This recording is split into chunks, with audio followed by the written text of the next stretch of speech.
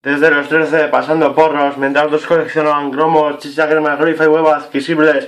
Tengo mucha reputación callejera en el rollo del puto amo y eso era como el anarquismo, todo el mundo iba por la fuerza, había siempre peleas, todas las ganabas, incluso se trataban antes de hora, otros me defendían cuando iba demasiado borracho y se pegaban en mi nombre, simplemente por Zaragoza me hice mi nombre, mi caché, mi diputación callejera, ya te dije que es intachable, sangrando, sigo peleando, me pare que no baja, me pare que no baja, Zaragoza es mío, Zaragoza es mío, y que no lo crea que venga y me lo diga, aquí estoy yo, que soy yo, el auténtico, fantástico, tenía una pose de ciento y pico y eran coronas.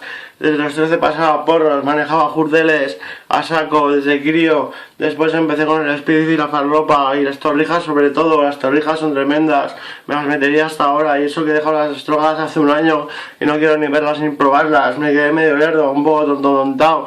En otros vídeos salgo casi mosqueado.